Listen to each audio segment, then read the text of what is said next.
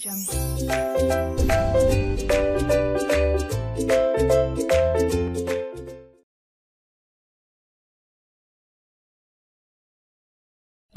আলাইকুম ওয়া রাহমাতুল্লাহ। স্পার্ক এডুকেশনের পক্ষ থেকে প্রথম ইতিহাস ক্লাসে আপনাদের স্বাগতম। আমি তাহমিদ হাসান দীপ্র আপনাদের সাথে আছি আমাদের আজকের লেসন ইন্ট্রোডাকশন টু হিস্ট্রি বা ইতিহাসের পরিচয় নিয়ে। ইতিহাস পড়তে হলে প্রথমে আমাদেরকে যে বিষয়টি জানতে হবে তা হলো ইতিহাস কি বা হোয়াট ইজ হিস্ট্রি। এবার ইতিহাস কি সেটা পরিষ্কারভাবে বুঝতে হলে আমাদেরকে প্রথমে জানতে হবে ইতিহাস শব্দটির উৎপত্তি কোথায়। ইতিহাস শব্দটির উৎপত্তি ইতিহ নামক একটি শব্দ থেকে। এই ইতিহ শব্দটির অর্থ ঐতিহ্য বা ট্র্যাডিশন। এখন প্রশ্ন হলো ঐতিহ্য বা ট্র্যাডিশন বলতে আমরা কি বুঝি? ঐতিহ্য আর ট্র্যাডিশন শব্দ দুটো আমরা হরহামেশা ব্যবহার করে থাকলেও কিংবা এর অস্পষ্ট একটা অর্থ আমরা বুঝে থাকলেও আমরা স্পষ্ট কোনো অর্থ মুখে প্রকাশ করতে সাধারণত পারি না। ঐতিহ্য বলতে মূলত বোঝায় অতীতের প্রচলিত কোনো অভ্যাসকে। সেটা হতে পারে মানুষের খাদ্যাভ্যাস, পোশাক, শিল্প, দর্শন, বিজ্ঞান কিংবা ধর্ম ইত্যাদি। অতীতের ঐতিহ্যকে এক প্রজন্ম থেকে অন্য প্রজন্মে পৌঁছে দেওয়াটা জরুরি। আর যে সাবজেক্টটি এই বিষয়টির সাথে ডিল করে তার নাম ইতিহাস বা হিস্ট্রি। মহাবিশ্বের যাবতীয় ফিজিক্যাল ম্যাটার্স নিয়ে যে সাবজেক্ট কাজ করে তার নাম ফিজিক্স। কেমিক্যাল কম্পোনেন্টস নিয়ে যার কাজ তার নাম কেমিস্ট্রি। লাইফ সায়েন্স নিয়ে যার কাজ তার নাম বায়োলজি। আর ঠিক তেমনি মানব সভ্যতার বিবর্তনে বা মানব সভ্যতার বিকাশের পেছনে ঘটে যাওয়া যাবতীয় ঘটনা অর্থাৎ ঐতিহ্যকে প্রজন্ম থেকে প্রজন্মে ট্রান্সফার করে দেওয়া যার কাজ তার নামই হিস্ট্রি বা ইতিহাস। ইতিহাসের ইংরেজি পরিভাষা হিস্ট্রি। হিস্ট্রি শব্দটি এসেছে গ্রিক শব্দ হিস্টোরিয়া থেকে। খ্রিস্টপূর্ব ৫ম শতাব্দীতে গ্রিস আর পার্সিয়ার মধ্যে যে যুদ্ধ চলছিল সেই যুদ্ধের যাবতীয় ডিটেইলস পর্যাপ্ত গবেষণা আর অনুসন্ধানের মাধ্যমে লিখে রাখার দায়িত্ব যিনি নিয়েছিলেন তার নাম ছিল হেরোডোটাস এবং তার গবেষণা কর্মের নাম তিনি দিয়েছিলেন হিস্টোরিয়া, যার অর্থ দাঁড়ায় সত্যানুসন্ধান বা গবেষণা। সাধারণ ঘটনার বর্ণনার সাথে ইতিহাসের যে তফাৎ তা হল ইতিহাস বর্ণনায় পর্যাপ্ত গবেষণা আর অনুসন্ধানের প্রয়োজন। এই যে বর্ণনা আর অনুসন্ধান এই দুটো কনসেপ্টকে একত্র করে একটা আলাদা সাবজেক্টের উৎপত্তি যিনি ঘটিয়েছেন তিনি হেরোডোটাস। আর এজন্য হেরোডোটাসকে বলা হয় ফাদার অফ হিস্ট্রি বা ইতিহাসের জনক।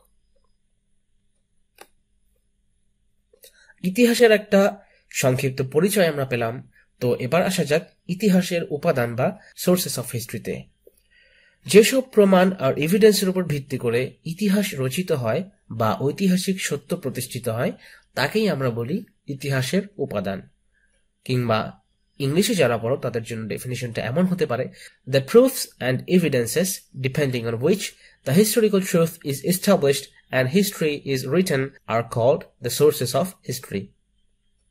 ইতিহাসের উপাদান বা সোর্সেস অফ হিস্ট্রি দুই ধরনের হতে পারে, এক লিখিত উপাদান বা রিটেন সোর্সেস এবং দুই অলিখিত কিংবা প্রত্নতাত্ত্বিক উপাদান বা আনরিটেন অর আর্কিওলজিক্যাল সোর্সেস।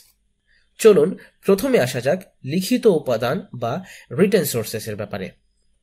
লিখিত উপাদানের মধ্যে পড়ে বিভিন্ন সময় রচিত সাহিত্য, রাষ্ট্রীয় নথিপত্র, বহিরাগত ভ্রমণকারীদের বর্ণনা ইত্যাদি। সেটা কিভাবে? যেমন ধরুন রবীন্দ্রনাথ ঠাকুরের লেখা কোনো সাহিত্যকর্ম পড়ে আমরা সেই সময়কার সমাজ ব্যবস্থা, রাষ্ট্র ব্যবস্থা, সেই সময়কার প্রচলিত অনেক প্রথা সম্বন্ধে জানতে পারি। আবার রাষ্ট্রীয় নথিপত্রের কথায় আসা যাক। রাষ্ট্রীয় নথিপত্র কিভাবে ইতিহাসের একটি উপাদান। রাষ্ট্রীয় দলিল, শাসক থেকে শাসককে লেখা চিঠি, লিখিত সংবিধান ইত্যাদি লিখিত উৎস থেকে আমরা নির্দিষ্ট একটি সময়ের রাজনৈতিক ঘটনা প্রবাহ, শাসন ব্যবস্থা সহ রাজনৈতিক প্রেক্ষাপটের একটা ধারণা পেতে পারি। আবার ধরুন ভ্রমণ কাহিনীর কথা। বিভিন্ন সময়ে দেশ থেকে দেশে পরিব্রাজক বা ভ্রমণকারীরা সফর করতেন। সফরের সময় অনেকেই তাদের সফরনামা বা ভ্রমণ কাহিনী লিখে রাখতেন। তাদের সেই সফরনামাতে তারা কোনো একটি দেশের মানুষ কেমন, সমাজ কেমন, শাসন কেমন, দর্শন, বিজ্ঞান, ধর্ম কেমন, এমন অনেক কিছুই লিখে রাখতেন। এসব সফরনামা পরবর্তীতে যখন খুঁজে পাওয়া যায়, এসব সফরনামা থেকেও পরবর্তীকালে অনেক ইতিহাস সংগ্রহ করা সম্ভব হয়। লিখিত উপাদানের কিছু উদাহরণ হল বেদ, মহাভারত, রামায়ণ, কৌটিল্যের লেখা অর্থশাস্ত্র, আবুল ফজলের লেখা আইনি আকবরী ইত্যাদি। এখন আমরা আসি অলিখিত বা প্রত্নতাত্ত্বিক উপাদানে কিংবা আনরিটেন অর আর্কিওলজিক্যাল সোর্সেস।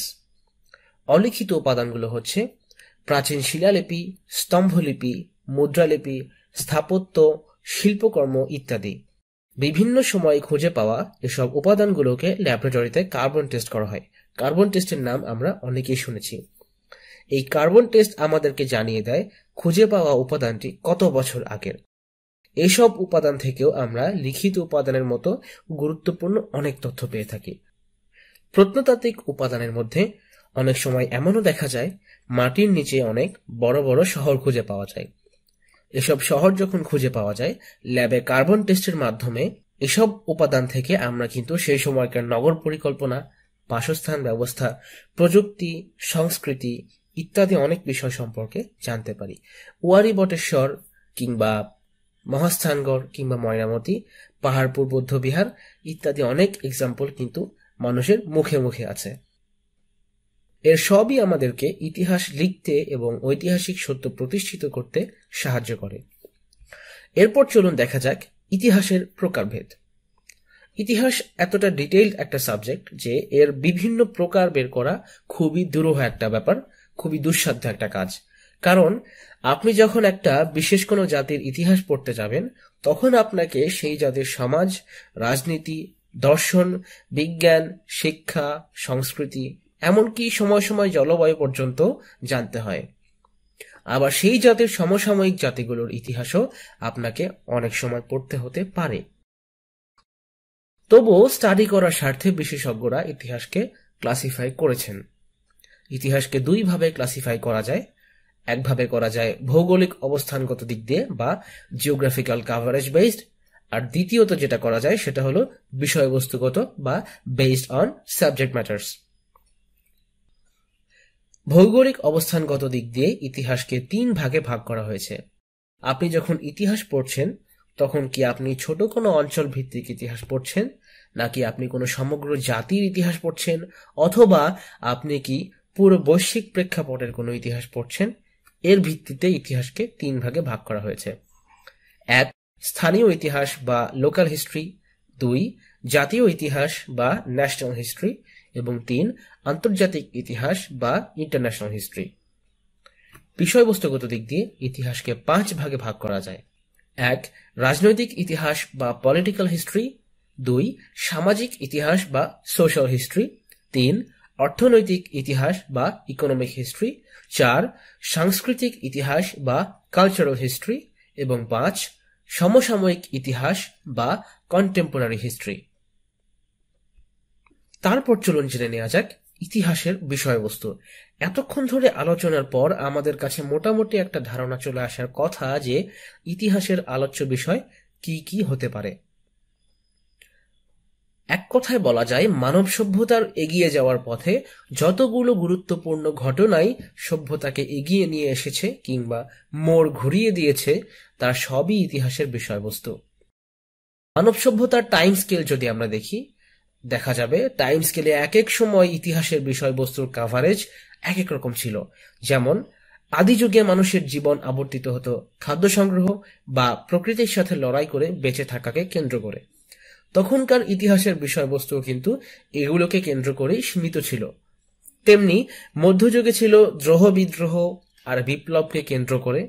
আর এখন আধুনিক যুগের ইতিহাসে আমরা খুঁজে পাব আন্তর্জাতিক পরাশক্তিগুলোর ক্ষমতার দ্বন্দ্ব নিয়ে যে কার্যকলাপ, সেই ইতিহাস আমরা বর্তমানের আধুনিক হিস্ট্রিতে খুঁজে পাব। নেক্সট চলুন আমরা দেখে নিই ইতিহাসের বৈশিষ্ট্য। সাধারণ ঘটনা বর্ণনার সাথে ইতিহাসের কি পার্থক্য। তো চলুন দেখে নেওয়া যাক ইতিহাসের বৈশিষ্ট্যগুলো কিভাবে তাকে সাধারণ ঘটনা প্রবাহ কিংবা সাধারণ ঘটনা বর্ণনা করার চাইতে আলাদা করে তুলেছে। ইতিহাসের একটা উল্লেখযোগ্য বৈশিষ্ট্য হলো ইতিহাসকে হতে হবে গবেষণা নির্ভর। একটা সাধারণ গল্প, কাহিনী বা সাধারণ কোনো ঘটনা যখন আপনি বর্ণনা করতে যাবেন, সেটার জন্য পর্যাপ্ত গবেষণাটা কখনোই ম্যান্ডেটরি কোনো বিষয় নয়।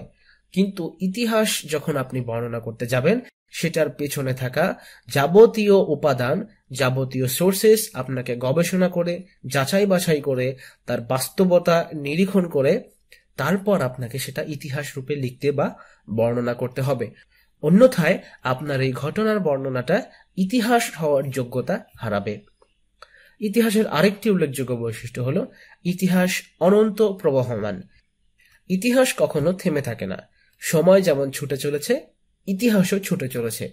সময়ের সাথে সাথে নতুন নতুন ইতিহাস প্রতি মুহূর্তে সৃষ্টি হচ্ছে। আর ইতিহাস এভাবেই ঘটে এবং ইতিহাসকে এভাবেই সংরক্ষণ করতে হয়। ইতিহাসের আরও একটি বৈশিষ্ট্য এবং খুবই গুরুত্বপূর্ণ একটি বৈশিষ্ট্য হলো ইতিহাসকে হতে হবে নিরপেক্ষ। ইতিহাস যখন কেউ বর্ণনা করছেন, তখন বর্ণনাকারীকে ইতিহাসের ঘটনা প্রবাহে উপস্থিত কোনো পাত্র বা পাত্রীর পক্ষ এক পক্ষ হয়ে অবলম্বন করা চলবে না, অন্যথায় সেটা ইতিহাস হওয়ার যোগ্যতা হারাবে। একজন ইতিহাস বর্ণনাকারীকে সবসময় একজন থার্ড পার্সন পার্সপেক্টিভ বা তৃতীয় পক্ষ হয়ে ইতিহাস বর্ণনা করতে হবে, অন্যথায় সেটা ইতিহাসের মেজর একটা বৈশিষ্ট্য হারাবে। সব শেষে আসা যাক ইতিহাস নিয়ে one of the most frequently asked questions, সেটা হলো ইতিহাস আমরা কেন পড়ব। ইতিহাস আমরা কেন পড়ব সেটা অল্প কথায় বোঝানোটা খুবই কঠিন একটা ব্যাপার, তবুও আমি কিছু কি রিজনস আপনাদেরকে বলার চেষ্টা করব। তো first of all, the first কি রিজন ইজ ইতিহাস আপনার জ্ঞান বৃদ্ধি করবে। কারণ ইতিহাস যখন আপনি পড়বেন, ধরুন কোনো নির্দিষ্ট কোনো জাতির ইতিহাস যখন আপনি পড়বেন, তখন আপনাকে সেই জাতির রাজনৈতিক প্রেক্ষাপট, সেই জাতির অর্থনীতি, সেই জাতির সমাজনীতি, সে জাতির দর্শন, শিক্ষা, ধর্ম, বিজ্ঞান ইত্যাদি অনেক বিষয়, মানব সমাজের সাথে সম্পর্কিত যাবতীয় বিষয় নিয়ে আপনাকে স্টাডি করতে হবে এবং মিনিমাম একটা সম্যক ধারণা রাখতে হবে। অন্যথায় আপনার ইতিহাস স্টাডি করাটা খুব একটা ফলপ্রসূ হবে না। আর যখন একজন মানুষ এতগুলো বিষয়ে মোটামুটি সম্যক ধারণা রাখতে সক্ষম হবেন, তখন তার জ্ঞান বাকি স্বাভাবিক অন্যান্য মানুষের চাইতে কিন্তু এমনিতেই অনেক বেশি হওয়ার কথা। সেকেন্ড কি রিজনটা হলো ইতিহাস আমাদেরকে দৃষ্টান্তের সাহায্যে শিক্ষা দেয়।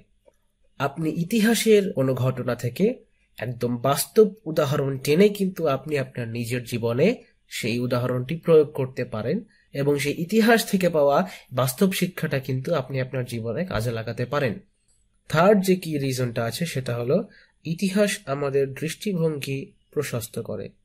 আমরা ব্যক্তিগত জীবন থেকে জাতীয় জীবন পর্যন্ত কিংবা আন্তর্জাতিক অঙ্গনেও আমরা কিন্তু অনেক ধরনের ইস্যুর সম্মুখীন হই।